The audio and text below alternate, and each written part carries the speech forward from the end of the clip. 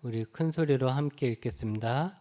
스스로 속이지 말라. 하나님은 업신여김을 받지 아니하시나니 사람이 무엇으로 심든지 그대로 거두리라. 자기의 육체를 위하여 심는 자는 육체로부터 썩어질 것을 거두고 성령을 위하여 심는 자는 성령으로부터 영생을 거두리라. 우리가 선을 행하되 낙심하지 말지니 포기하지 아니하면 때가 이름에 거두리라. 그러므로 우리는 귀에 있는 대로 모든 이에게 착한 일을 하되 더욱 믿음의 가정들에게 할지니라. 아멘. 동서고금을 막론하고 지켜지는 한 가지 격언이 있습니다. 그게 바로 심는 대로 거둔다라는 것입니다. 우리나라 속담으로는 콩 심은 데 콩 나고 팥 심은 데 팥 난다라는 말이 있습니다. 심는 대로 거둔다는 것은 참으로 중요한 법칙입니다. 농부가 봄에 씨앗을 심는 것은 가을에 내가 심은 것의 열매를 거둘 것이라는 예측 가능한 기대가 있기 때문입니다. 만약에 이 단순한 법칙이 깨진다면 농부는 봄에 씨앗을 심지 않을 것입니다. 농사뿐만이 아닙니다. 인간의 사회의 모든 영역에서 이 법칙이 지켜진다는 믿음이 있기에 이렇게 인류가 발전할 수 있었던 것입니다. 그런데 간혹 이 귀중한 법칙을 깨트리는 자들이 있습니다. 학생이 열심히 공부해서 좋은 대학에 가는 것이 맞는데 부모 찬스를 써서 열심히 공부하지도 않고도 좋은 대학에 가는 경우가 있습니다. 열심히 일해서 돈을 벌어야 하는데 사기쳐서 남이 번 돈을 가로채는 경우도 있습니다. 열심히 공부한 대로 좋은 성적을 받아야 되는데 공부는 하지 않고도 컨닝해서 좋은 성적을 받는 경우도 있습니다. 이런 일들은 지금까지 인류에게 지켜지고 있었던 심은 대로 거둔다는 법칙을 깨는 행위이고 결국은 그것이 사회에 만연하게 되면 그 사회는 병든 사회가 되고 말 것입니다. 그렇게 되면 문명은 후퇴하게 될 것이죠. 아마도 다들 일하지 않고 편법만 쓰려고 할 것입니다. 그런데 가만 보면 우리의 마음에도 이런 마음이 있습니다. 내가 심지도 않은데 거두고 싶은 마음이 있는 것이죠. 심는 것이 귀찮고 힘들어서 심지 않습니다. 당장은 심는 거와 심지 않는 것에 차이는 없지요. 그러다가 추수 때가 되면 은근히 심지도 않았음에도 불구하고 뭔가 얻고 싶은 마음이 생깁니다. 또 내가 심은 것하고 다른 것을 추수하고 싶은 마음도 있습니다. 내가 심은 것이 보잘것없어도 내가 얻을 때는 훨씬 더 좋은 것을 얻고 싶은 마음이 다들 있다는 것이죠. 그런데 여러분, 그런 마음이 이 사회를 병들게 하는 것과 마찬가지로 그런 마음은 우리의 신앙생활에 아무런 도움이 되지 않습니다. 오늘 말씀에 스스로 속이지 말라고 하셨습니다. 내가 심지도 않은 것을 거두려고 하는 것, 내가 심은 것과 다른 것을 거두려는 것은 결국 속이는 것입니다. 사기치는 것이죠. 그것은 심은 대로 거두게 하시는 하나님을 속이는 행위입니다. 하나님을 속이는 행위는 하나님을 조롱하는 행위입니다. 그런데 하나님은 조롱받지 않는 분이시죠. 우리가 속이려고 해도 하나님은 거기에 속지 않고 심은 대로 거두게 하십니다. 여러분, 하나님은 사람이 무엇으로 심든지 그대로 거두게 하신다는 말씀을 깊이 생각하시기 바랍니다. 우리가 만약 심지도 않고 거두려고 한다면 그건 하나님을 속이는 것이고 하나님을 업신 여기는 것입니다. 물론 우리가 심는 것만큼만 거두는 것은 아닙니다. 하나님은 우리가 열을 심었으면 열 이상의 열매를 얻게 하시는 분입니다. 이것이 하나님이 주시는 복이라는 것이죠. 내가 한 만큼의 양만 얻는 것이 아니라 하나님은 거기에 복을 더하셔서 우리가 얻는 것보다, 우리가 심은 것보다 더 많은 양을 우리에게 주시죠. 하지만 하나님이 복을 주신다고 해서 우리가 심지도 않고 받기만을 바라는 것은 하나님을 속이는 것입니다. 또한 자신이 심은 것과 다른 것을 바라는 것도 마찬가지입니다. 콩을 심고서는 팥을 받으려고 하면 그것도 하나님을 속이는 것입니다. 하나님은 심은 대로 거두게 하시는 분입니다. 사람은 속일 수 있어도 하나님은 속일 수 없습니다. 그러기에 우리는 뭔가를 심기 전에 내가 무엇을 얻을 것인가를 먼저 생각하고 내가 기대하는 것을 얻을 수 있는 그런 삶을 살아야 합니다. 여러분, 지금까지 내가 열심히 살았다, 난 잠도 안 자고 놀러 가지도 않고 열심히 심었다라고 말하기 전에 내가 지금까지 무엇을 열심히 심었는지 생각해야 합니다.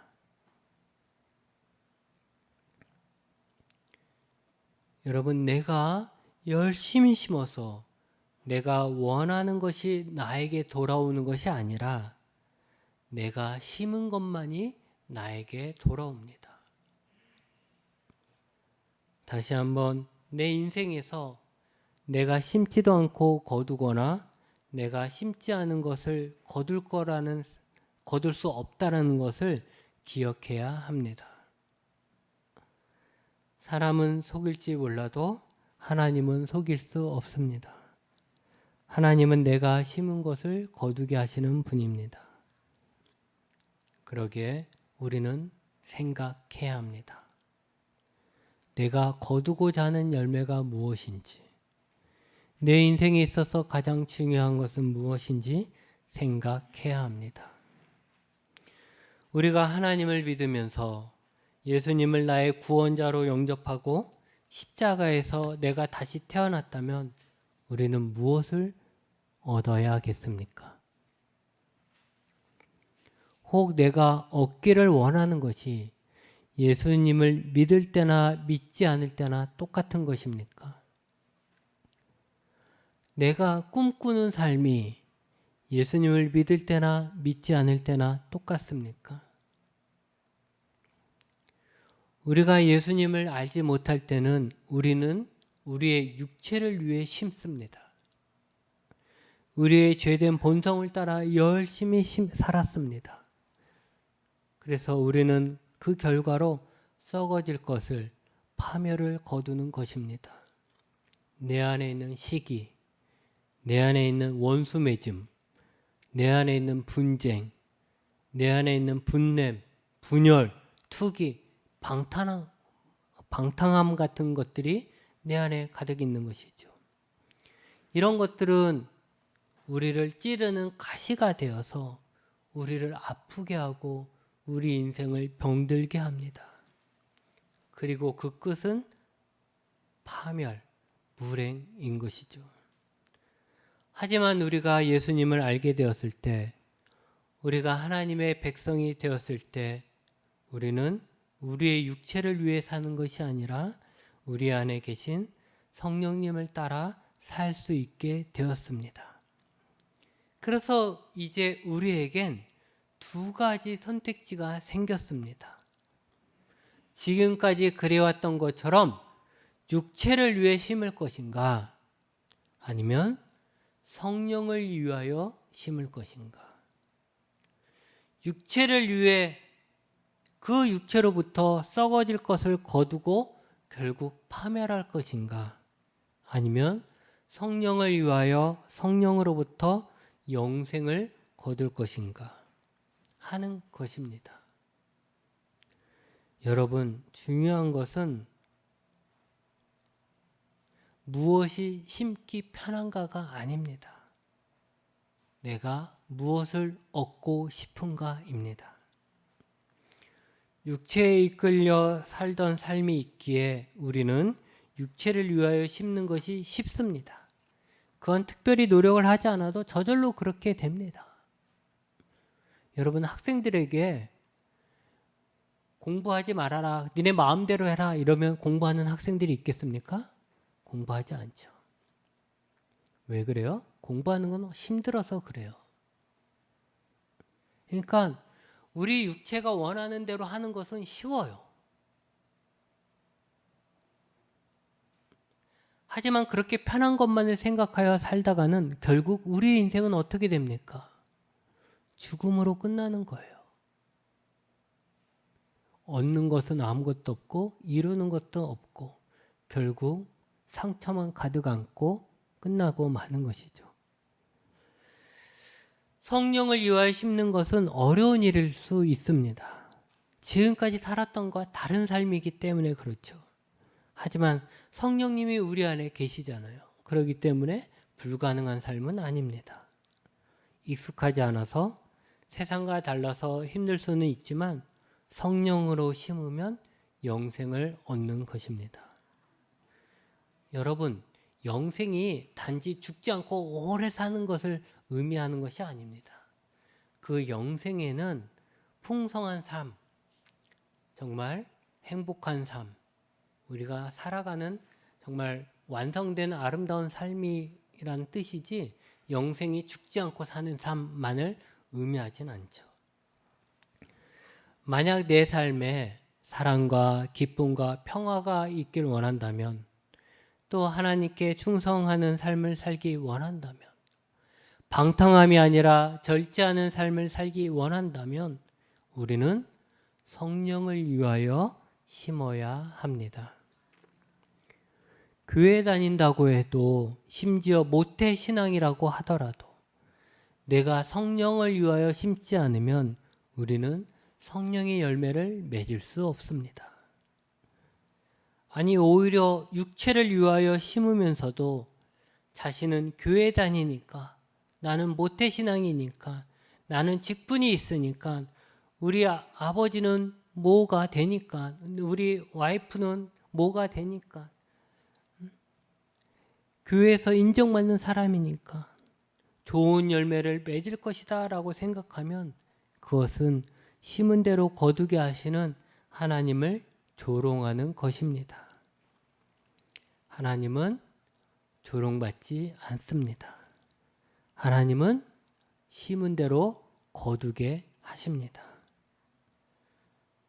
지금 내 모습을 돌아볼 때 내 모습이 영적이지 못하다면, 내 안에 기쁨도 없고 충만함도 없고 평안도 없고 하나님을 향한 충성도 없다면 내가 지금까지 무엇을 위하여 심으면서 신앙생활을 했는지 돌아봐야 합니다.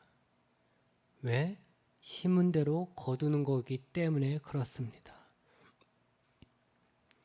지금까지 나 자신의 욕심에 몰입해서 살아왔다면 그것은 성령을 따라 사는 것이 아닙니다. 성령을 따라 살지 않았다면 성령의 열매도 거둘 수가 없는 것이죠. 성령을 따라 사는 사람은 자기 자신이 얼마나 죄인인지 아는 사람이고, 그 죄인인 자신의 본성을 괴로워하며 십자가에 못 박은 사람입니다. 이런 사람은 자기 자신을 자랑하지 않습니다. 오히려 부끄러워합니다.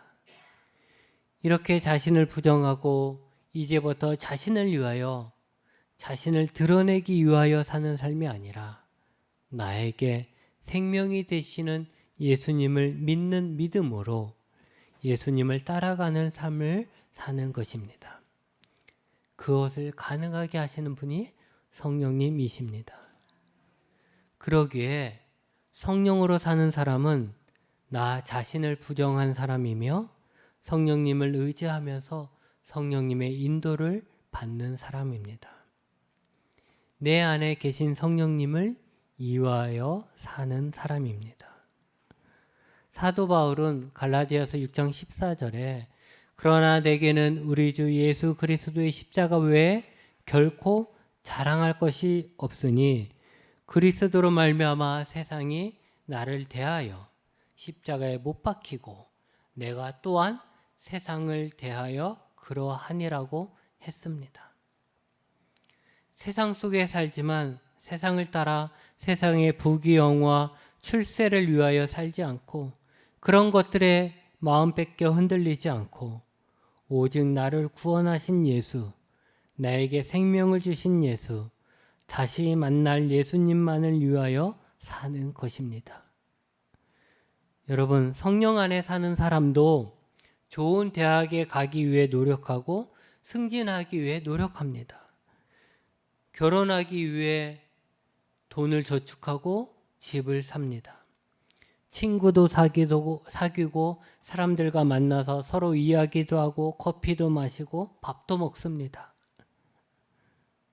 다른 점이 있다면 그 모든 것을 성령 안에서 하는 것입니다. 남에게 나를 자랑하고 내 욕망을 채우기 위해 살지 않습니다. 우리의 목적은 우리와 함께 하시는 성부, 성자, 성령님과 함께하는 것입니다.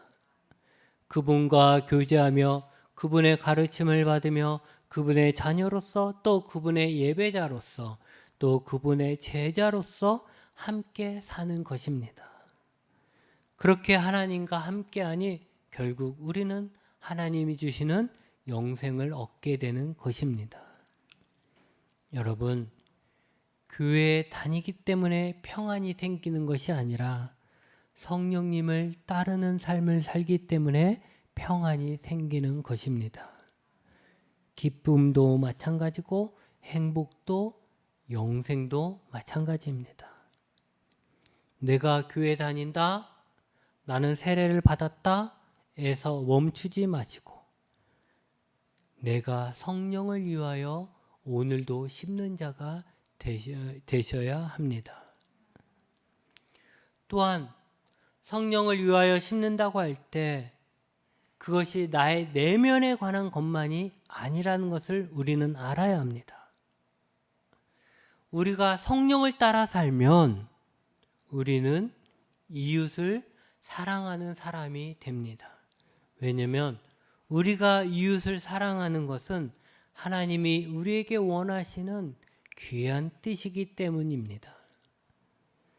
어떤 사람들은 자신이 신령하다고 하면서 내가 성령 충만해, 나는 성령님을 따르는 삶이야, 사는 삶을 살아 라고 하는 사람은 자신이 신령하다라고 하면서 다른 사람들에게 관심도 가지지 않고 오직 어떤 도사처럼 행동을 하려고 하는데 그렇지 않습니다.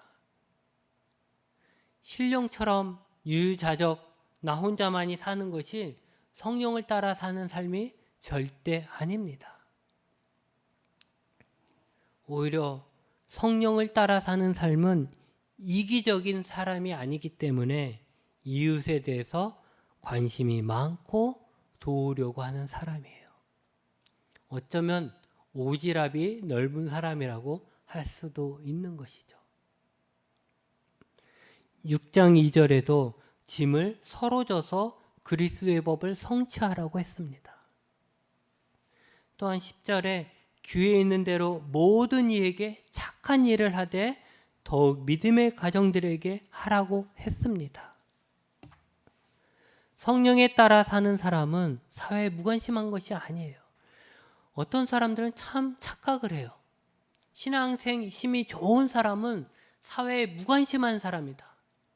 신앙심은 좋은 사람은 그냥 교회만 열심히 다니면 된다. 사회 일에는 관심을 갖지 말아라 라고 생각을 하는데 그건 잘못된 생각인 거예요. 그게 왜 그러냐면 신앙심이 좋다는 것을 우리가 과거에 어떤 신령한 것들로만 생각하기 때문에 그런 거예요. 오히려 성령에 따라 사는 사람은 결코 사회에 무관심한 것이 아니라 내 이웃에, 이 사회에, 우리 믿는 식구에 대해서 사랑으로 대해야 합니다. 내 아픔이 아니더라도 다른 사람의 아픔을 내 아픔처럼 여기는 것이죠. 그러니 오히려 더 사회에, 내 이웃에, 내 주변에 관심을 더 많이 갖는 것입니다. 이제 말씀을 정리합니다. 에스겔서에 보면 하나님은 새 영과 새 마음을 우리에게 주신다고 하셨습니다.